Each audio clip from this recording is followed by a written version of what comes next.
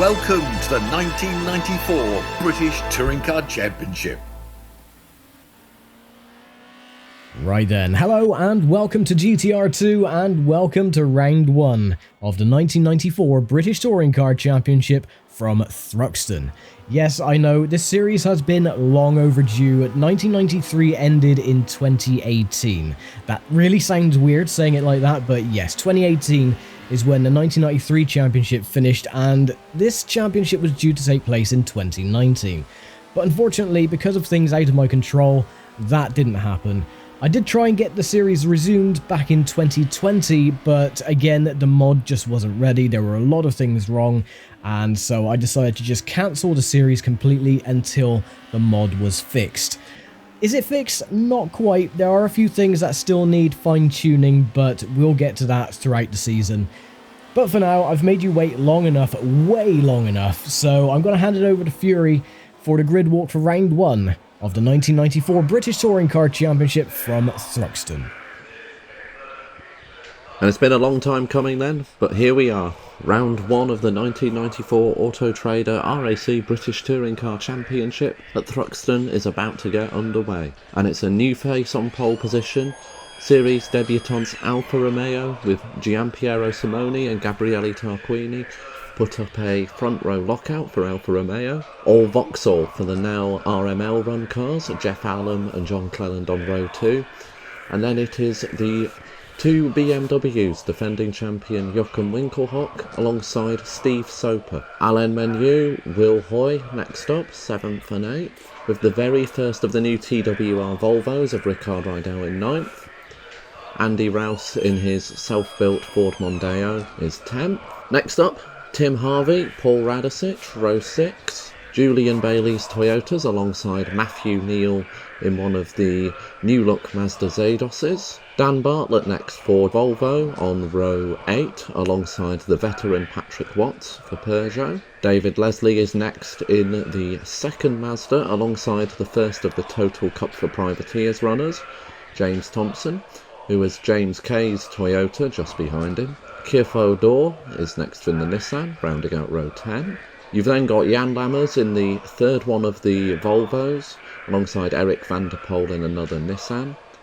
Eugene O'Brien is in another Peugeot 405. And then it's 4 more Total Cup runners to round out the field. Nigel Smith, Jeff Steele, Ian Kahn, and Nigel Albon's Renault 19 rounding out the pack. 20 laps ahead of us for the 1994 season. It's been eagerly anticipated. So let's get into it and we'll hand you over to Mushy. Enjoy the race. Absolutely wonderful. Thank you very much, Fury. It is good to have you back, sir, to do the grid walks for this year. And it is good to be back for this series. You know, it's a little bit touch and go whether this series was actually going to start or not, because again, the mod is still not 100%, as you'll come to notice very, very soon. The Volvos, especially the 850 Estates, they are being a massive pain. They are using a whole new physics model compared to the other cars, so at Thruxton especially is the worst point for them. You'll notice that Rickard Rydell, Jan Lammers will go off, and I probably will as well. It's just that the physics aren't 100% yet. Around the other circuits, they seem to be a little bit better, but not 100%. Another thing as well is that my car will not be very competitive at all. I'm going to be lucky if I get into the top 10s. Now, because of that, is the handling of the Volvo is not very good, so I've had to add a lot of weight to the car. Anyway, I'll get more into that in a minute. But for now, lights are on, and 1994 is finally underway.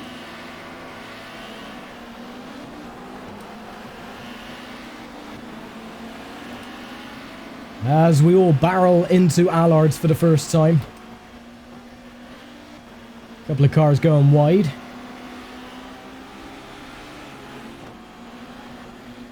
Then we got the first complex, Campbell Cobb and Seagrave, just giving Matt Neal a little bit of a tap up the rear. Excuse me, pardon me.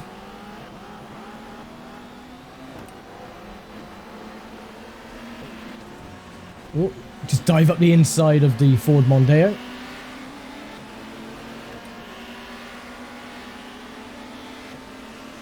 Now you're going to see that the cars in front are pulling away on the straights. Now, the reason for that is, if you remember back to the test run of 1994, is that my car was very oversteery. I could barely control the thing. Now, I'm using a new tyre format for the car, and it is very overpowered, let's just say. I was 3 seconds a lap faster than everybody else. Now, to compensate for that, I have added an extra 300 or 600 kilograms to my car. Actually, I think it's more 300 kilograms to the car to make it heavier. But because of that, is that I'm not very competitive on the straights. As you can see, the car struggles a little bit. But with more development with the car, that should hopefully be a little bit easier to manage later on in the season. For now, I just want to get Thruxton out of the way because this is going to be my weakest circuit of this championship. And really, 1994 for the Volvo estate was pretty much primarily a test bed anyway for the other Volvo that was to emerge for 1995, which was incredibly competitive. So, don't expect me to win any races if I make it into the top 10. If I make it into the points, I will be incredibly pleased. Ooh, a little nudge from the back. But, yeah, if you remember the Volvo that I was using for the test run, we've got 2 retirements already. Julian Bailey and Eric van der Poel have both retired. So that's not a good start for those two. But yeah, if you remember, if you cast your mind back to 2020 when I did do the test run of the 1994 season, the Volvo was pretty much uncontrollable. Every time you go around a corner, the car would just step out and it would try and spin on you. The oversteer was unbelievably bad. And unfortunately, because of the physics model of the Volvo estate, the same thing was happening even after this amount of time. So what I had to do was add a new tyre onto the car, make my own HDC file. So I made my own custom mapping and everything like that to add a new tyre to give myself enough grip. Now, again, the problem with that is that I was 3 seconds a lap faster than Gabriele Tarquini in the Alfa Romeo. And that is a massive problem because the Volvos weren't competitive in 1994 anyway. So, again, to combat that, I've added 300 kilograms of weight to the car to make myself incredibly heavy. I think my car weighs now 1900 or so kilograms, and I seen the Peugeot there trying to mount the other Peugeot in a mating ritual of some description. So yeah, I will lessen that over the season until it gets to the right balance, but as you can see, I'm 12th, which is surprising.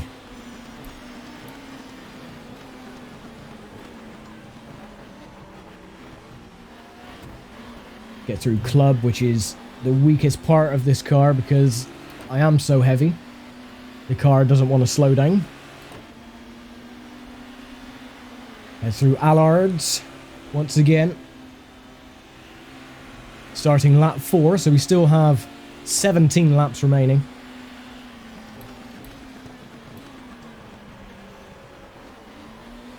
There's Tim Harvey in the Renault Laguna.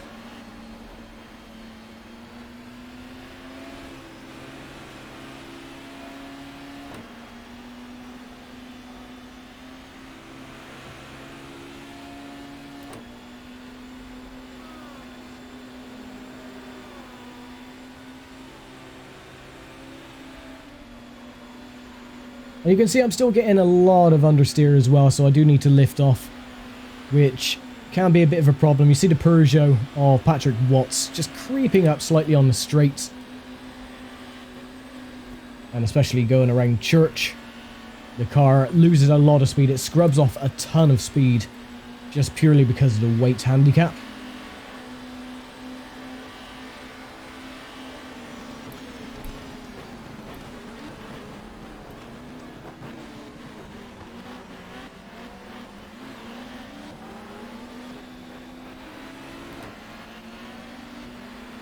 And Tim Harvey isn't really pulling away, so at least we're, you know, even with the handicap weight, I am able to keep in touch with the cars up ahead.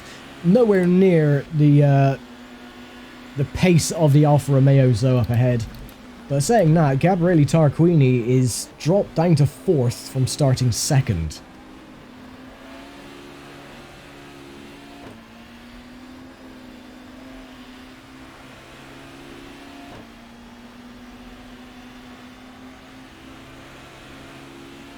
Simone is leading the way though from Joachim Winkelhock and Jeff Allen in the Vauxhall.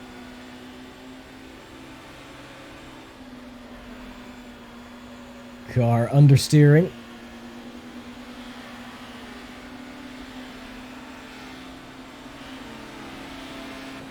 Patrick Watts making the run through Church, and he gets the move done. Well done, sir. He's lost a bit of his bumper. Now, there is another graphical issue with this game as well. As you notice, their exhaust pipes. There is a problem with the graphics. I don't know if it's because of AMD drivers or what, but it seems like all the exhaust pipes of the cars have this weird, glitchy mess. As you can see, it like flickers, if I can get a good view of it. You can see there. It's like a glitched pattern. Now, I don't know if there's a fix to that or anything, but apparently from what I've heard from Templar and Crimson and Aquace as well, is that it's to do with AMD drivers. So there's really not much I can do about that, to be fair. Take the inside move on Patrick. Excuse me. Thank you very much. Got the move done.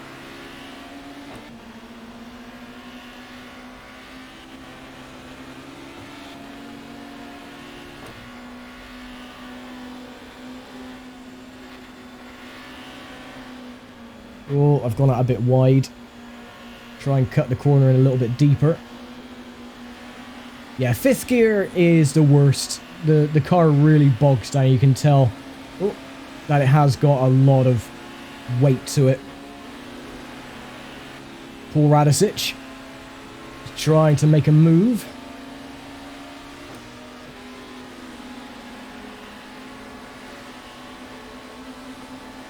And he's on the inside line, so I will give him the room. Or he's not even going to try and make the pass. Okay, then. Oh, yeah, he's going to cut the grass. Okay, thanks, Radicic. Thanks a lot for that, mate. Gave you all the room in the world, and you still cut the grass anyway.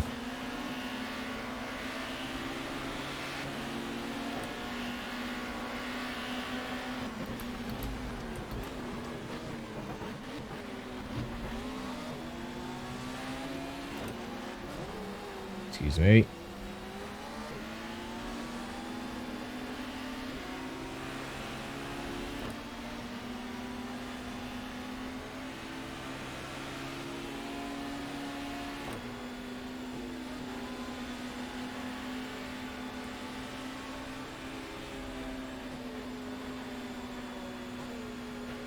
Oh, the car is really fighting getting around the corner. Oh, the Ford was nerfed out the way by Patrick Watts. I'm having a look in the mirrors because whatever's happening behind me is more exciting than what's going on in front of me. I seem to have lost touch with Tim Harvey as well. So I'm just keeping an eye in the rear view mirror. Yeah, Tim Harvey is like 9 seconds up the road, so I've lost a lot of pace with him. And through club chicane once again. Oh, one car has had a bit of an issue. That is the other Castrol Toyota Carina of Will Hoy. Seems like he had a spin going through club. Still only the 2 retirements at the moment, though. Eric van der Poel and Julian Bailey as I lock the front end. Heading through Campbell. Now that is another thing as well, that because of the excess weight of the car, my tyres do go off really, really quickly, so I have to make a mental note not to push the tyres too hard. Patrick Watts again, trying the inside.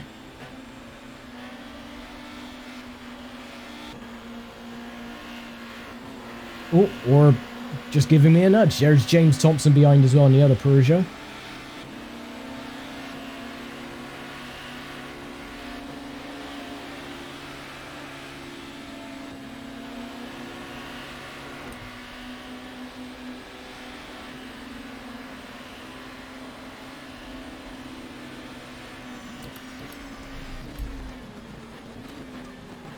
Now, I did try perilously to get the balance of the car right so I would be at least a little bit competitive.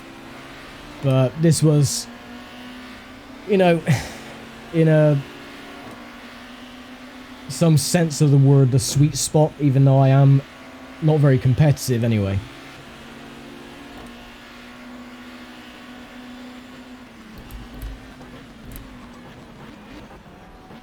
Excuse me, what? Excuse me.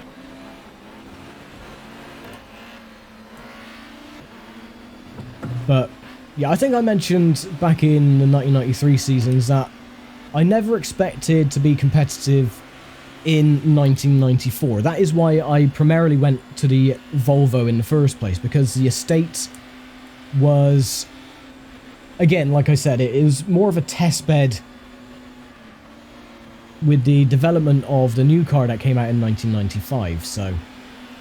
And, you know, the estate was mocked anyway when it was shown off before the season started, because, oh, it's an estate car, what's that doing in a touring car championship? But, I mean, it did pick up in the latter half of the season, but yeah, I never wanted to dominate a championship or get good results driving this tank.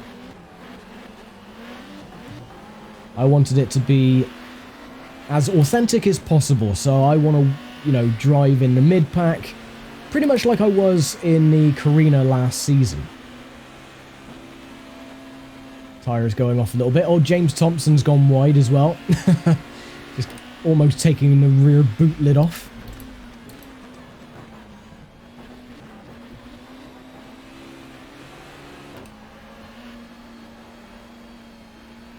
Next lap is going to be the halfway point as well.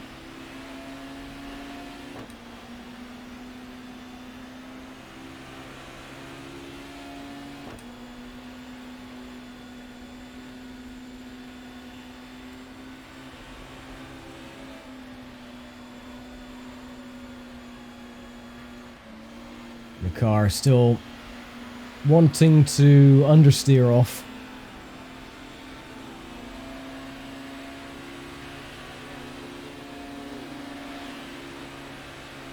Back through Church, and then Brooklands.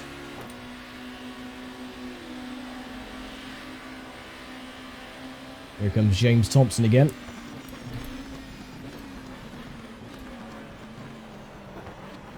Come on, there you go. You could see there the car was. I was turning the steering wheel, but the car wasn't doing anything. It was just heading off into the chicane.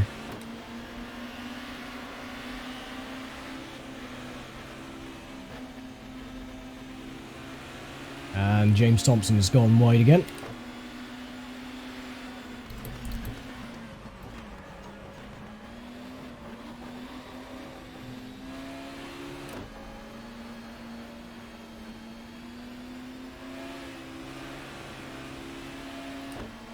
I think what I'll do is, after every round I might take off either 10 or 20 kilograms of weight bias, just so over the season my car just gets quicker and quicker, you know, not too quick where I'm dominating the latter half of the season, but just enough so I can see during the season how the car progresses.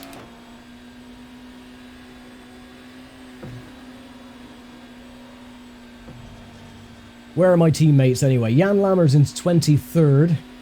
Rickard Rydell is, oh, 9th. That's not too bad. So, the new AIW file that Fury gave me earlier on this morning seems to have worked, because previously the Volvos would skip this chicane and go into the barrier and retire from the race. But Jan Lammers was always a little bit slower than Rydell anyway, but it seems to have fixed that problem. Unfortunately, he also tried to manipulate the grid starting positions so that the grids represented what they were in 1994, so Tarquini would start on pole and John Cleland was second, but it didn't work for some weird reason, so we've had to go with the qualifying results that was recorded or whatever a couple of days ago, so... Which is a shame, but then it's GTR 2, you know, it's one of those games where if it works, it works. If it doesn't work, then it probably does work, but you have to, you know, do a rain dance while patting your head, rubbing your stomach, and this, that, and the other, and God knows what else, just to get something to work properly. It's one of those types of games. It's very finicky and very recalcitrant most of the time.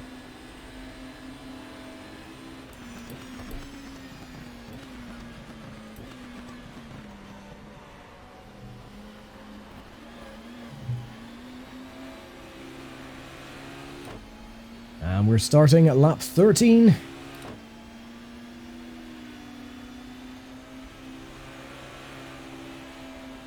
What about the top runners? Jochen Winkelhock is now taking the lead. Tarquini and Simoni the top three.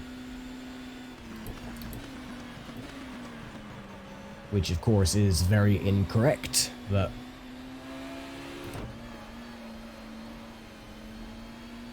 trying to make sense of this game is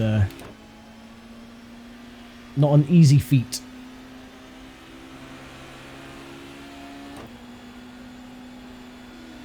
I was a bit worried then. I was looking at my fuel. I was like, oh my word. I didn't think I put enough laps worth of fuel in, but yeah, I put plenty.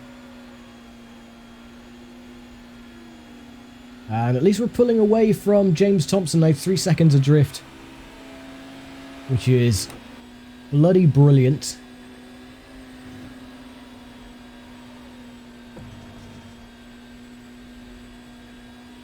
Come on, car, come on, pick up the speed.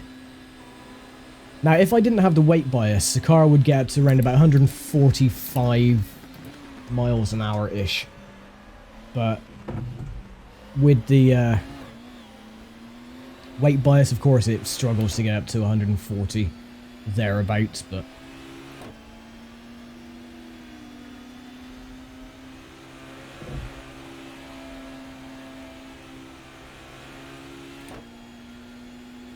but that's alright. It's not a problem.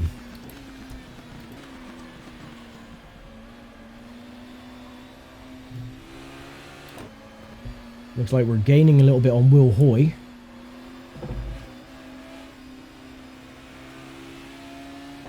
Still only the 2 retirements at the moment as well of Bailey and Van der Poel.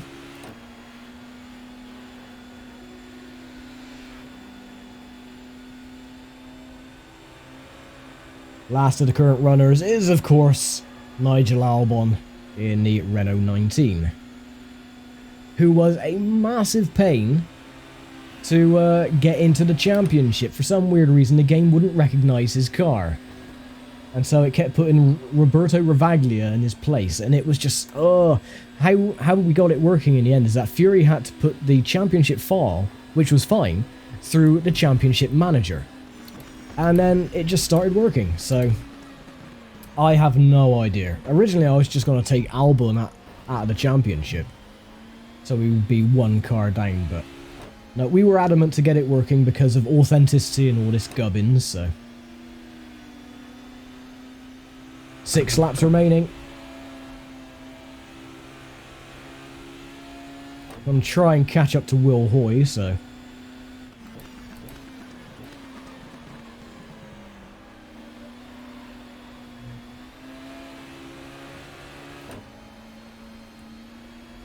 I love this complex Campbell Cobb and Seagrave. Even the names of them, they just roll off the tongue really nicely.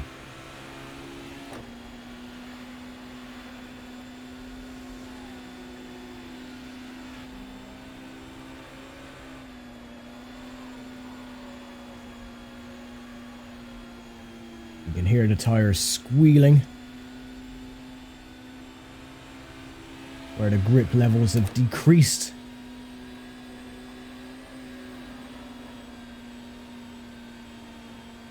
Love church. Going through church. That's like I was religious. No, I love church. Yeah, I love going through church because there's that little bump and it makes the steering very light for a second. It just feels really cool going through there flat out.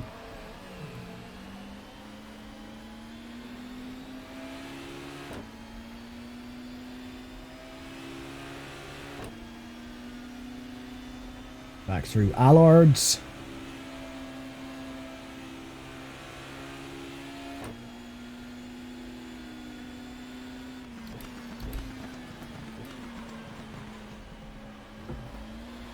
Well, we're catching up to a couple of cars now. It seems they must have had a few issues. In fact, that is Rickard Rydell. That's my teammate. And he was doing quite well, it seemed. But he's dropped back. So maybe the Volvos haven't completely been fixed around Thruxton then.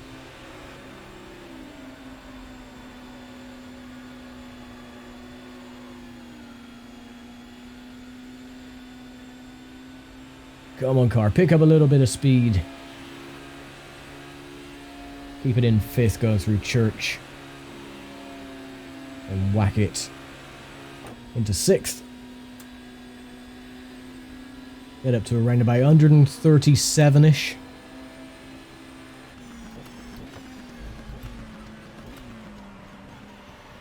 As the car gets loose.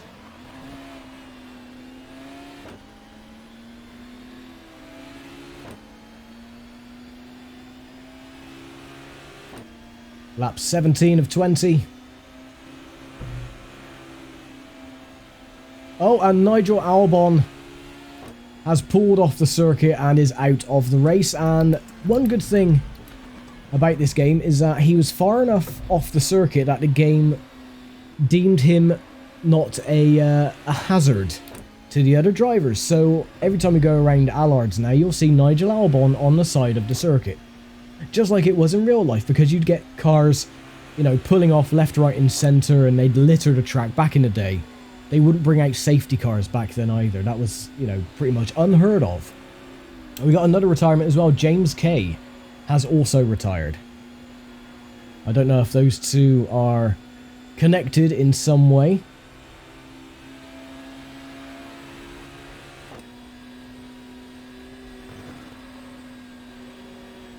Oh, no. Don't spin it. There we go. Tarquini so far has the fastest lap time as well. That is why his name is highlighted in pink. Using the same plugin as GT Legends, of course, the XD plugin. I've just positioned a couple of things in a different area. But yeah, if we go through this corner, you'll see Albon parked on the side of the road. And there he is. Hello, Albon. Goodbye, Albon.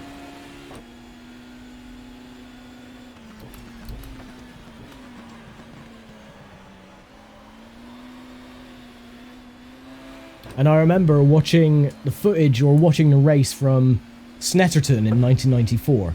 Jan Lammers was... He was a man possessed. I mean, he was going up everyone's chuff, left, right and centre. And he took off Winkelhock, I think, in the last chicane, and he also took off someone else. And the cars were parked in... There was a gravel trap at the last chicane at Snetterton, sorry. And there were 3 cars in the end littering the gravel trap at the chicane. And there were no safety cars back then or anything to pick up the cars. Oh, my tyres are gone. So yeah, you just had 3 stationary cars in the gravel trap just there. You know, the drivers could see them, so there was no real danger.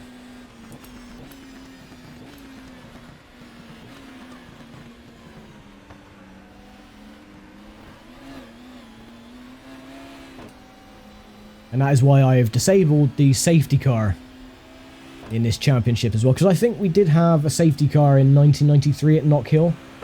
But I've disabled it for this championship because, yeah, it was just unheard of. Even in, like, Formula 1, you didn't have safety cars in the early to mid-90s. I think everyone is struggling on their tyres now as well. I seen Will Hoy, he was going a little bit wide through Campbell. Got 2 laps to go. Can we make up another position? Would be nice if we can. We are gaining slowly on Rydell and Hoy.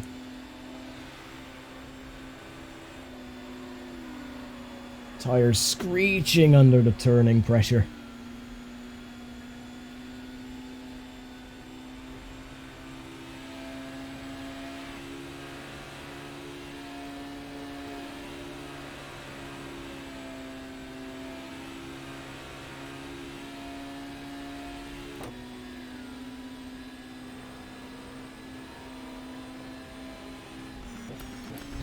Oh, and Rydell looks like he's gone wide. And he has, so yeah, it hasn't... The AIW file hasn't fixed the Volvo completely. So I'm going to take the position from Rydell. Oh, and it looks like a problem for Will Hoy as well. He's pulled off the side of the circuit on the last lap.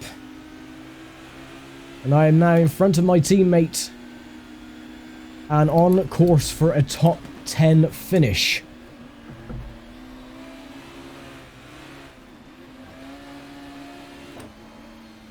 Well, the attrition rate of this championship in comparison to 1993 is definitely a lot more like it was back in the day. You know, there were a lot of cars that retired in certain races. And for Will Hoy to pull off on the last lap on the start-finish line is unfortunate, but there you go. We are in 10th. Jochen Winkelhock looks like he's going to get first blood in this championship though and take the first victory of round 1.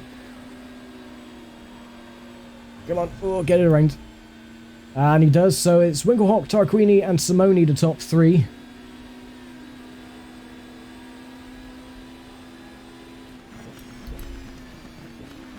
Don't go up my chuff, please, Rydell. And there we go. We take a 10th place for the Volvo team. And I am the highest class Volvo in the race as well. So that is wonderful. I am happy with that. Yeah, there we go. So that was round 1 of the 1994 British Touring Car Championship. And now I'm going to hand it over to the Moving Chicane for the race results and the point standings after round number 1 for the Works and Independent teams. For the overall standings, we have Joaquin Winkelhock taking the victory over Gabriel Tarquini in 2nd, Gianpiero Simoni finishing in 3rd, Steve Soper finishing in 4th, Jeff Allen finishing in 5th, and Alain Menu finishing 6th. In terms of the privateers, we have James Thompson taking the victory in that class over Nigel Smith in 2nd, Jeff Steele finishing 3rd, Ian Kahn finishing 4th, and the final finisher of the bunch as James Kay and Nigel Albon did not finish the races and finished 5th and 6th respectively. In terms of the championship standings, given the fact that this is the first round of the championship, you would kind of expect the finishing order to be the actual point standings. So just a quick rundown of the names once again: Winkelhock, Tarquini, Simoni, Soper, Alam, and Menu for the overall standings, and then for the privateer standings, Thompson, Smith, Steele, Khan, Kay, and Albon. Excited to see what round number 2 has to bring to the table, and gonna go ahead and throw it back over to you, Dan. And there we go then, round 1 has come to a close. Thank you very much to Fury as always for the grid walk and to the Moving Chicane for the race results and the point standings. So all the teams are going to be packing their things and heading east as we head for the double header of Brands Hatch Indy coming in 2 weeks time. So with that, I'm going to leave it here for now. Thank you very, very much for watching, and thank you for your patience on getting this series back up and running. And I will see you all next time. Thanks for watching, take care, stay safe, and I'll see you for rounds 2 and 3. Bye for now.